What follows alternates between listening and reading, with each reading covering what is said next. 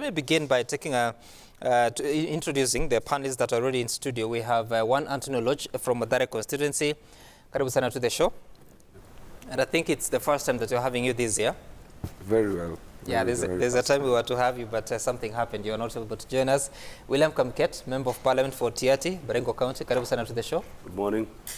And shortly I'll be introducing Josh Mangi, the Deputy Governor of Kisii County, who has also joined us. Unfortunately, Senator Irungu Kang'ata has sent his apologies. He has an emergency. He's not able to attend. But let me begin with you, Honorable Kamket, because a few weeks ago we saw you in some controversy. I don't know whether that controversy is over, but how would you describe the state of affairs in Tiaty constituency, specifically on matters security? Have you been able to resolve the tensions that were there? Thank you very much for asking me that question. As we speak, there's a little bit of anxiety among the population in Tiaty. And it's a very sorry state of affairs. But I believe, you know, all these things will end eventually, because there was that flare-up, and then the police moved in very hard on the people, and they have done very bad things, and but I believe it's a flare-up. It's going to end because the larger population is peaceful, except for those few armed criminals. Mm-hmm. But I just want to use this opportunity to urge all the actors in the security sector to consider de-escalating now, and involve us as the leaders and everybody else in the pacification of that region. Mm-hmm. Yeah. Okay. It's a very, if they continue with strong tactics that they have been using, I am afraid they may not achieve much. Mm-hmm. But if they involve us now, if they begin involving us now, the leaders, we will achieve much together, and mm-hmm. achieve wider objective of pacification, and then now development of that area, because that area has been left behind by successive governments, from colonial to all independence governments up to now. Mm-hmm. So, and what responsibility do you think you carry? Because there has been accusations that local leaders are part of the problem. You know, there is no MP from Tiaty who has never been part of the problem. From the beginning, I mean, or part of the solution also. You cannot escape from your people. The responsibility lies here. Mm-hmm. It is my responsibility to ensure that that we achieve together with the actors in the security sector, and even the other sectors, mm-hmm. to ensure that we achieve a pacification of that region. Okay. It is our responsibility as leaders. Right. But my only thing is I just want to urge those actors in the security sector to de-escalate now, because if they continue in the manner they are doing now, it's going to turn out to be something else, and people can get radicalized, and, okay. and people can turn against their own government. We do not want to reach that stage. We want to come in now as leaders and see how we can help the situation, okay. in terms of pacification. All right, and you continue to monitor the situation. That is Honorable William Kamket, the Member of Parliament for Tiaty. But also, let me introduce now Josh Mangi, the Deputy Governor of Kisii County. Karibu sana to the show. Good morning, Sam. Is it your first time on Daybreak? No, but this year, yes. This year, yes. Okay, all right. And you have also been having some personal matters back at home and near Nairobi. I just want to know whether there's any progress, because there was that case of your official car was burnt just past Ololunga. Has there been any progress in as far as the investigations? Do you now know the culprits or the people that were responsible for that, or is it a case that has just been lost? First and foremost, Sam Kituku, let me take this opportunity to condole with the family of the two individuals who lost their lives during the accident. Let me also take this opportunity to explain that there has been a wrong narrative, absolutely wrong narrative, that this was a Hassler versus Dynasty incident, when the truth is that this was a normal accident. In fact, the person who was driving a motorbike. The rider comes from the neighborhood, and he was driving his son, and he hit us. To the best of my knowledge, the last time I spoke to the County Commission of Narok, they were carrying out investigations, and those who banned my vehicle, a number of them have been apprehended, and I'm sure the law will take its own course. But the truth is that that was a normal accident, and you know, when these things happen, we must learn not to politicize. I was shocked last time, I think it was the next day, when my friend, Senior Counsel Otienda Molo, who is actually my friend, we were in college together. We were in high school together. He was my junior in high school. When he came and said that that was hustlers banning a vehicle belonging to a fellow hustler, I was shocked. That was a normal accident. Okay. Yes. But now the question, any progress in the investigations? Investigations are going on. My driver went and recorded a statement. And investigations are going on. We're waiting. We're waiting. Okay. And now, because there's a family that has lost their loved ones, and when we spoke to them, our Citizen TV crew spoke to them, they were saying that they would want some compensation from the Kisii County government. I know you're saying that he was responsible for the accident, but is there anything that the government of Kisii is willing to do to assist the family? As you have correctly said, investigations are going on. And surely, that was a government vehicle. And if there will be any compensation, it will have to be determined as to who was on the wrong. And I tell you, even if you look at that vehicle, even if it's now pound under wreckage, you see that it was hit from the right-hand side. We were hit. It is the rider who hit us. So I would not want to be conclusive, but I want to believe that the law will exonerate us. Okay, all right. Of course, you leave it to the law. And Honorable Luch, I don't know what has been happening in your constituency. Are there any matters of concern? But also, if you may respond to the deadline that you know that ODM National Elections Board gave a deadline of 26th of February for those interested to run for presidency to file their applications. Was it strict? And should we see whether Raila Odinga is running or not by Friday? This is a normal requirement of the party, ODM, that every 5 years we open up the doors for anybody who wants to run for presidency. So there is nothing out of the ordinary. There may be other people who want to express their interest, and the party then will have to form structures, put in a nomination process, leading to a selection or election of whoever will be the flag bearer. As far as I know, I think there are other candidates who've expressed interest, maybe not formally. I know the governor from Mombasa, Ali Hassan Joho, has expressed his interest in this.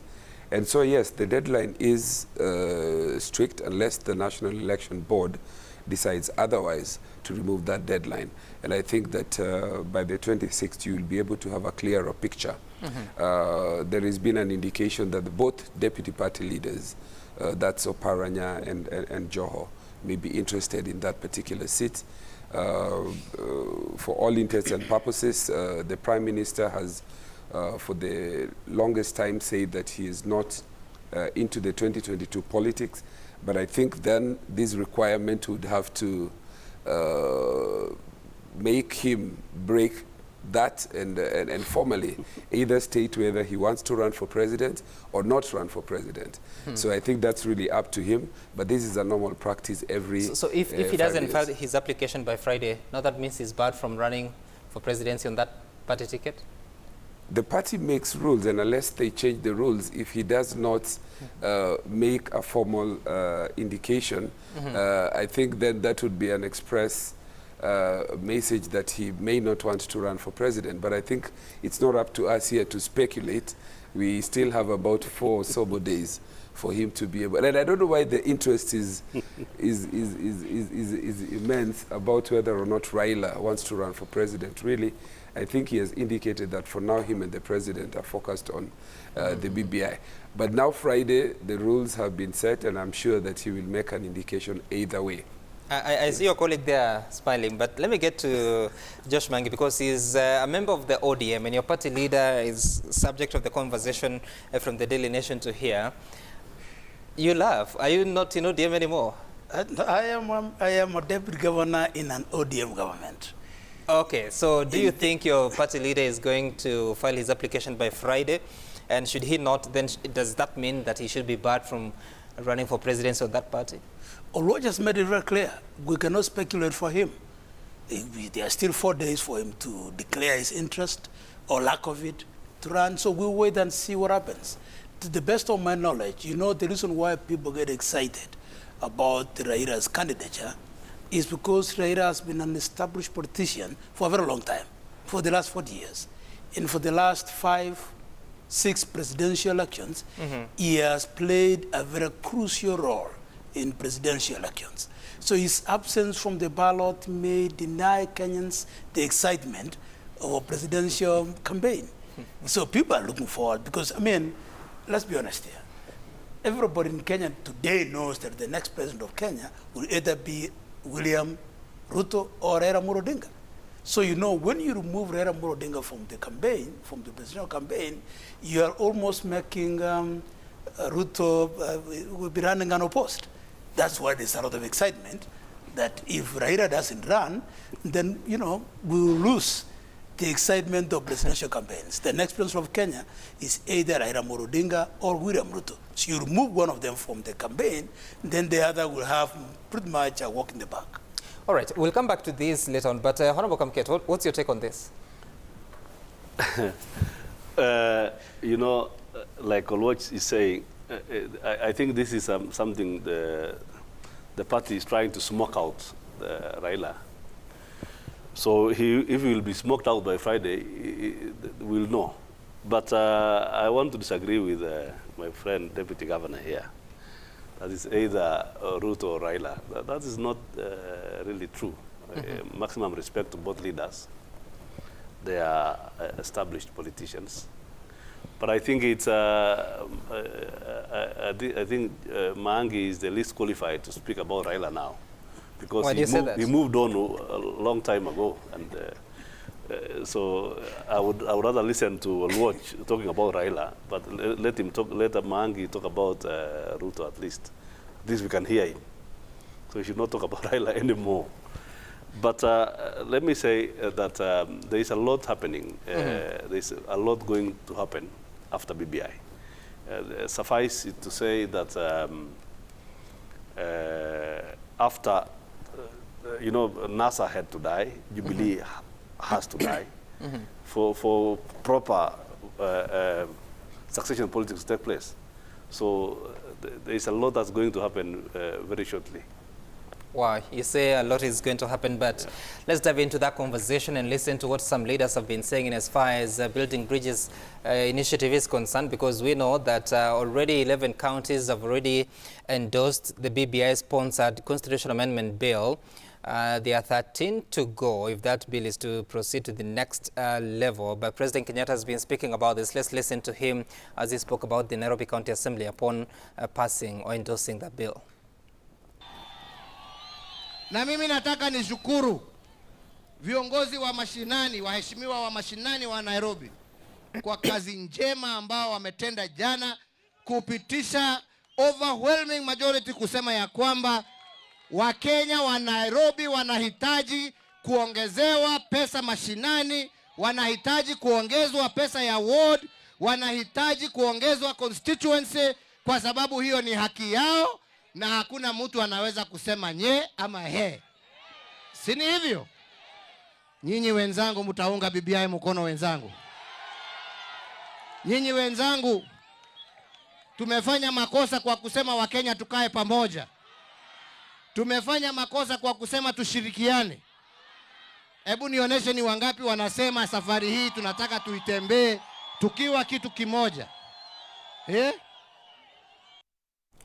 Well, I don't know kusema nye ama he ni kumaanisha nini. But Honorable Kamket, so you see where the counties have gotten to. Raila Odinga said that by Tuesday, which is tomorrow, we should have the number 24, the magic number 24. Yeah.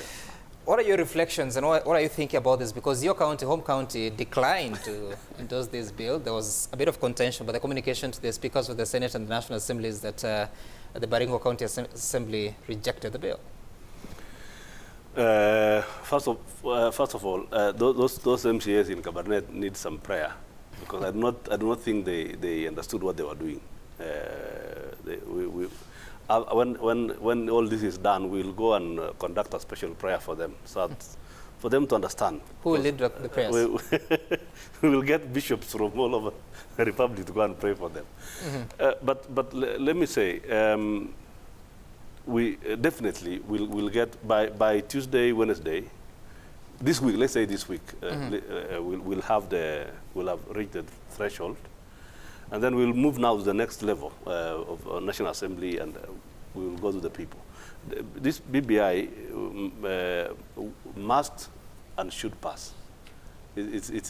Why must? It's a matter of course. Why must? Well, because it's a good thing. There are very many good constitutional reform agenda in the BBI. And there are those who have been second-guessing the presidents and all of us who are pro-BBI, led by Bonamangi here. But they have not been man enough. They are just been, they are neither here, they are modern-day watermelons. Okay, but what I can assure you is that by this week we'll have reached the 24 and more, and then we'll move to the next level. This thing, let's get it out of the way, so that we now move to succession politics proper. All right, and DJ Mangi, do we have to wait for every county to consider the bill, reject or endorse, or once we get to 24, it moves on to the next level? Legally, we will need to give every one of the 47 counties a chance to decide. But I am a realist. When I do my politics, I like to be realistic. And I believe the 24 number will be achieved. 24 number will be achieved. I have no doubt about that. What I do not know is if ultimately the PPI bill itself will be passed.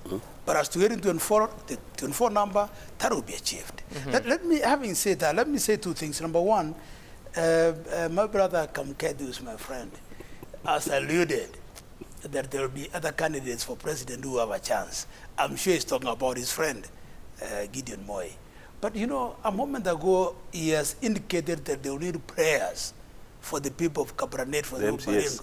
Because MCAs, yes, because they shut down PPI. PPI is their pet subject. And if Gideon Moi is not able to galvanize MCAs in this county to pass PPI, one will wonder how he will galvanize Kenyans to make him president. I doubt. He's a non-starter. I don't think he's headed anywhere as a presidential candidate. But then let me... Gideon Moi is not the leader of the County Assembly of Baringo. He has only 11 MCAs, actually. You know, some politics is local. If you're not able to convince the people around you to toe the line you want them to toe, how will you convince anybody else? But let me say something about BBI. Okay. You know, he has indicated that we are among those who have been opposing BBI. That's not true. I am on record in other TV stations in saying that as a matter of fact, I support PPI. There are two items in PPI that I fully support. The one item in PPI is the 35% revenue allocation to counties. Because this is something, as a person who is aspiring to be governor next year, I want that 35% so it can go to counties, so it can get more revenue to develop our counties. That is something that I really support. Number two, I support the idea of creation of leader of opposition. You see, when the president talks about inclusivity, for me, the creation of leader of opposition will be a solution to this issue. And I give this example. Let us take the example of 2017 or even 2013. When Raila Amolo Odinga lost the elections in 2017, he went the streets because he felt that he has lost everything. But if we are at this position of leader of opposition, where he will have been nominated to parliament, he becomes a member of parliament, number one. Number two, with all the benefits. Number two, he becomes leader of opposition with a shadow cabinet funded by the exchequer. then you would have kept the government on check. Effectively, you would have been in the government and you would be campaigning for the next election using public funds. Okay. You would have not gone the streets. So because of those two, I support PPA. But then there are other parts of PPA that are undesirable, like the creation of the ombudsman and all this. And that is why we went for a balancing position. Let us take a multiple choice approach so that those like me who like these two items, I support these two items, but reject those that I don't like. But there's something you just said that the leader of official position will be campaigning for the next election. Is that the desired outcome that Kenyans are looking for out of this process? The desired result is that the man who becomes number 2 feels that he has been placed somewhere. That's the inclusivity the president keeps talking about. So that if you become number 2 and you have spent billions to campaign, you don't want to go back home doing nothing. I help you as an MP, like Laira Moro Odinga helped very many MPs to become MPs. The likes of Oluoch, who did you respect? Respect. Now, if they have become members of parliament and they are getting all these benefits, but me, the person who helped them, I have nothing, I am bound to feel like I have lost out. So if you give him more like a landing, a soft landing, go to parliament, become leader of opposition, involve yourself in government discussions, what will happen is that it will be dissuaded from going to the street and causing havoc. And for me, that is a better deal than having angry people, having an angry leader out there. And does that then justify the view among some that this document is just serving the selfish interest of politicians? That's what the Linda Katiba is saying. On that particular item, yes. But what about the issue of the 35% that is serving wananchi? So you agree that partly the BBI is selfish interest of politicians? Very true. Wow. Very true. Anthony Oluoch, so after 24, do we have to wait for the rest to make their constitutional choice? Or do we move on? Yes, legally speaking, we do, but allow me just before I get to that point to disagree slightly with my governor. I am happy that he said, and his words were very measured, that he's a deputy governor in an ODM government. I think he was very measured about that. I think the underlying tones there was that he's technically speaking just governor by name, but he has moved on. I do not agree that the structure of the leader of opposition as crafted in the BBI is intended to find placement for somebody who loses. I think it's about the structure of government, the structure of how we organize our legislature, where we have tried the pure presidential system, and now we have found that there are gaps in terms of oversight and our ability to be able to check government. So the whole idea about leader of opposition is to have the person who comes second to lead his troops from inside government, to be able to provide leadership, to be able to provide alternative government from inside as opposed to from outside. And it should be looked at against the wider scheme of going back to a system where cabinet ministers are members of parliament and therefore also able to provide answers and responses from within government. So then the leader of opposition comes there to be able to provide that. So if you place it within the context of we are looking for placement, it falls within this narrative which I think our opponents have been trying to push, that BBI is about creating position, and I think nothing could be further from the truth. So let me come then to the question of the countdown. I think legally speaking, you have to wait, so long as it's within the 90-day window. You have to wait for every vote. Just like in any election, a referendum is an election. You do not say that because Kamket has already hit 40,000 or 30,000 votes, let's stop to count. You count until the last vote. And I think so long as the 90 days are still not yet concluded, we will have to wait for all. I do think that we may be able to reach the number 24 much earlier. And then, therefore, the other people who will come will just be a matter of the Constitution and the legal requirement being allowed to take its course. Allow me in that context also to speak about what happened in Baringo. And I think there is more than just prayers that are needed in this issue. The larger question is that Baringo County, and this is friendly fire really, I think for a long time, I don't know whether the situation has changed, we have been speaking from the same corner. Baringo County has been perceived to be a stronghold or an area controlled by KANU. And in as much as you want to leave this to the county assembly, and that the party leadership and the structure of the leadership has nothing to do with what happens there, I think the buck stops with what your leadership did or did not do. And I'll tell you what we did in Nairobi. The passage of the bill in the county assembly did not just come. There was a lot of caucusing, there was a lot of meetings, there were a lot of forums and sessions that were organized by both sides of Jubilee and KANU from the top level. And I know a number of forums organized by the Right Honorable Raila Odinga, and also with the blessings of the president, where Jubilee leadership from both sides, some forums which I have attended. We have held forums with the county assembly people. We have held forums with some of the leadership in the National Assembly and the Senate in Nairobi.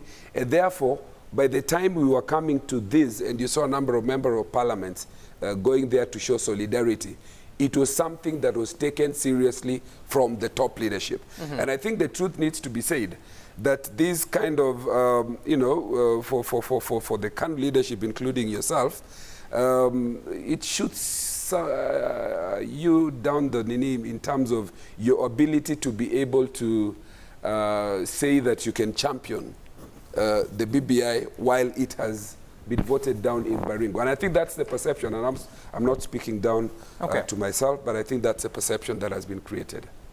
Right, I need us to take a short break, but I want to get back to you, DG Mangi, because you said that you support certain elements of the BBI. Yes. Do you sometimes feel muzzled by the hustlers movement, which has been non-committal? Actually, most of them have been opposed to the BBI process. No, I don't feel muzzled because I'm a fairly independent politician. And while I may like one thing and hate the other, I speak my mind. Like my brother Lodge has said very correctly, that the people in Baringo, including our brother Kamkati, if they had the ability to speak to their people and their MCAs, then they would have been passed. Kisi passed the BBI. The reason why Kisi Assembly passed the BBI is because both I and Governor Ngwai sat down and agreed with the MCAs to pass it. Because I agree that some of these things are actually correct. Okay. So while I agree that the general hustler narrative, the general narrative is anti-BBI, but politics is local. You must look at where you're coming from and what is the interest of the people. Where I come from, the people of Kisi want that 5%, that 5%. Okay. So you have to be careful not to join the bandwagon for the sake of it. So Honorable Kamketa, why were you not able to convince those MCAs? I will not want to give too much time or too much. No, it's okay. I do not want to think too much about those people, because I say those are people who need prayers. Because sincerely, because what happened? These people came. I think I'm told they were called by the Secretary General to Nairobi, some meeting, Tuju, and then the next morning, I think they met with some cabinet secretary here in Nairobi who works for Jubilee. And then the next morning, they went and there was no public participation. They never had time. They never. So if we argue the way we are arguing, we will be falling into the trap, because their whole idea was to. The whole idea, from my view, was to spite Honorable Gideon Moi. That was the whole idea, and it was hatched from you know where. Okay. So if we could, let's not give too much respect to what they did, because they are people who need prayer. They do not know what they are doing. And all right. Yeah. Honorable Loch says that they will Baringo at the ballots in the referendum. You will see the results. Okay, all right. Honorable Oloch says that they need more than prayers. I don't know whether that's true, and I don't know what will resolve if at all there's a problem. But there's a letter from the Control of Budget, that is Stephen Marsha, who signed the letter for Margaret Nyakango, the Control of Budget, and says that the car grant that was granted from the President to SRC, there are certain issues that need to be rectified logistically, because some counties had already taken a loan facility and some members have already started repaying that facility. So she says that they are writing through the SRC seeking clarification on how to convert the car loan facility to a car grant benefit, taking into consideration the above scenarios, and also how to treat the interest so far repaid by the beneficiary. Should it be given back, or what happens to that? We take a short break. When we return, we'll be diving into the conversation about the home stretch of the Jubilee Party. Of course, we've seen the conversations going on between the two leaders at the top, but also in different parts of the party. We talk about that and more.